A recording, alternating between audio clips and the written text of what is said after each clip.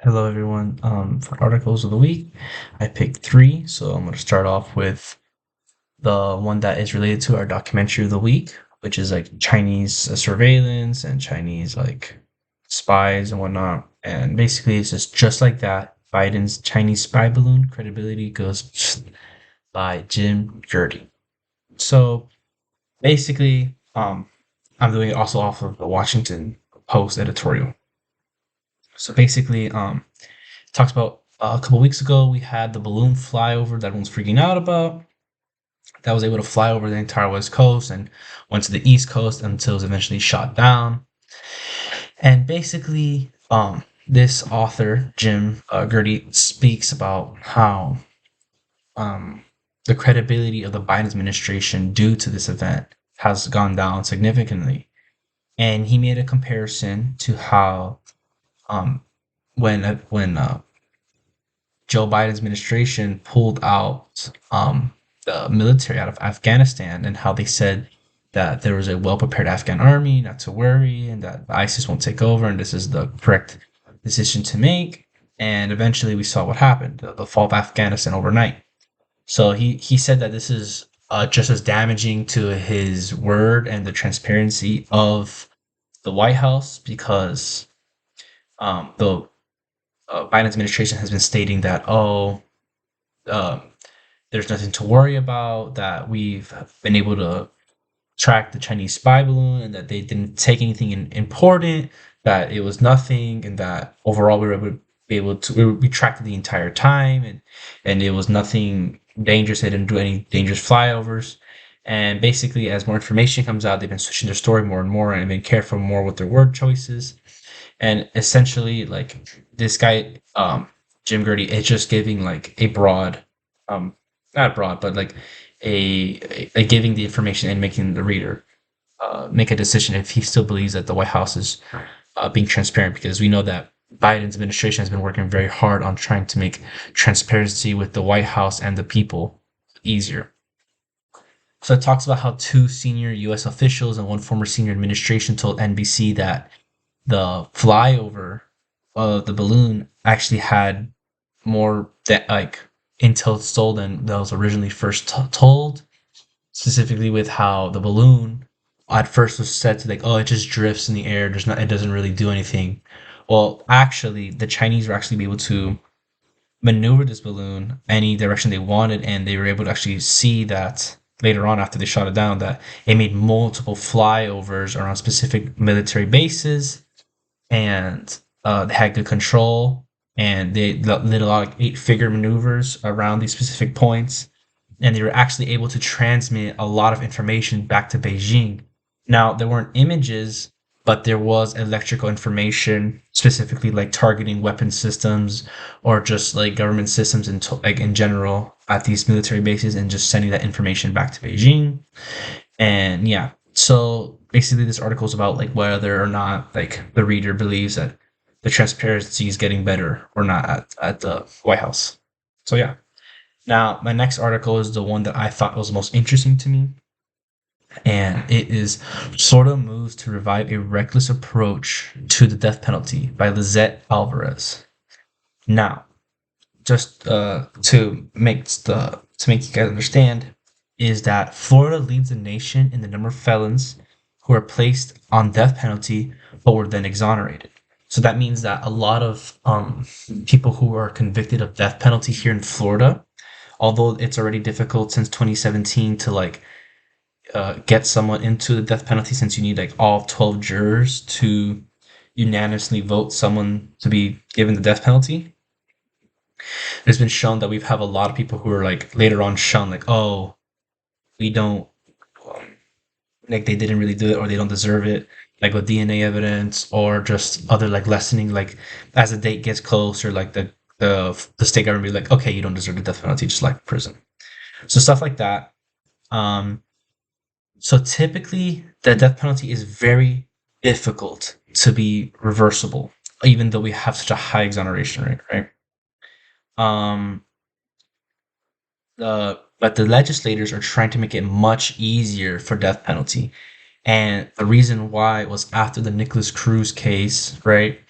Um, Ron DeSantis and the heavy Republican House in Florida were very um, upset that he didn't get the death penalty since it was so difficult to give it, and he was only given a life sentence without parole. They wanted to give him the death penalty. So what they're proposing, and which it will most likely pass in Florida now, is that the first thing is that even though a jury were to give a unanimous life without parole sentence, the judge would now be able to substitute that when adequate for a death penalty. Now, to put this in perspective on how major this change is, there's no other state that permits that. Um, the next thing is that they also are removing the unanimous decision on needing the jury to have a unanimous decision on the death penalty to suggest it. Now it's only an 8-4 majority, meaning only 8 jurors need to agree on the fact that there must be a death penalty. Next, they're also saying that the jury now doesn't. The only thing that the jury needs to do to make it unanimous is that they have to say, okay, the defendant, what he did does deserve the discussion of death penalty. So all 12 have to do to agree on that. So an example could be for Nicholas Cruz, like, okay, specifically, this, although we're not saying he deserves the death penalty, we can say that the man or Nicholas Cruz deserves the conversation of death penalty, but all 12 have to agree on that. So yeah, and for that talk of saying whether he deserves it or not, there has to be at least one aggravating factor that they're saying in the bill that they need specifically. And that could be an example like, oh, if you were murdering someone for money, or you did a first degree murder, which means like you planned and you coerced, or like you planned and you thought out a cold blooded murder on someone. Like those are the only things that are now, you only need one aggravating factor to ensure that the jurors can have that conversation for the unanimous vote for the death penalty. So in the end, the writer for this editorial, Lizette Alvarez, spoke that says they finished off saying, no matter what the crime is, it is a grave matter when you're talking about the life or death of people. And they also stated that 2/3 of Americans support death penalty for murder cases. So yeah, I thought it was a very interesting article. Next, we have Break Up the Human Organ Monopoly by the editorial board. That wasn't specifically the song, I guess just the entire board. So basically it talks about how we have a massive problem in the organ donating like field in America. They listed that 106,000 Americans are on the wait list at this current moment, and about 22 die a day because they're not receiving the organs that they need. And basically, it comes down to having 56 different organ procurement organizations that have these exclusive rights and control over collecting organs in these specific regions. And one of them they mentioned was UNOS, which is like United Nations Organ System, whatever. And it basically has a contract with the government agency, and it's the biggest one at the current moment. And it's basically like the system that like indicates or dictates like when someone needs it, or what organ they found can go to someone else, you know. And basically it talks about how often the system crashes. This contract has been going on for over 40 years, and it just talks about how weak the system is in general and how it's not really efficient in saving people's lives. It also talks about how specifically for kidneys, just one area of transplants, organ transplants, are 1/5 of kidney transplants are not being transferred to needy people. That's a whole 20% of people that are not getting it, right? That's a lot. And compared to our European counterparts, it's actually much worse. They didn't specifically say what the rate was, they just said it was far worse. The Senate Finance Committee attributed 70 deaths and 249 illnesses to the mistakes in organ screening before transplants, meaning like, okay, they had to check the kidney to see if it's actually functioning, if it's actually able to better improve this person's life, this quality of life. And there's been over 70 to 249 illnesses and 70 deaths. It's There's clearly a problem in the system. And these organizations are 15 times more likely to cause organ transplant damages or losses compared to an airline when it's for damaging your bag or losing your bag. So they're more likely to have your organ damaged or lost 15 times more than an actual airline. That shows you how incompetent this system is.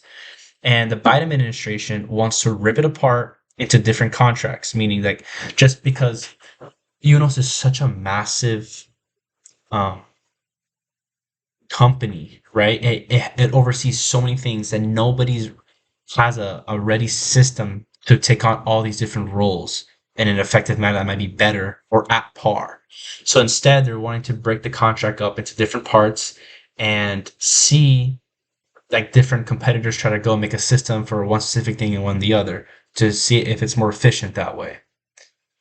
And yeah, so like this ancient system that's been going on for 40 years won't be used anymore, and hopefully we can have like newer systems and different like competitors to see who can make a better system and not just one person just or not one person but one system just dominating and no one really competing with it, not needing a force for change.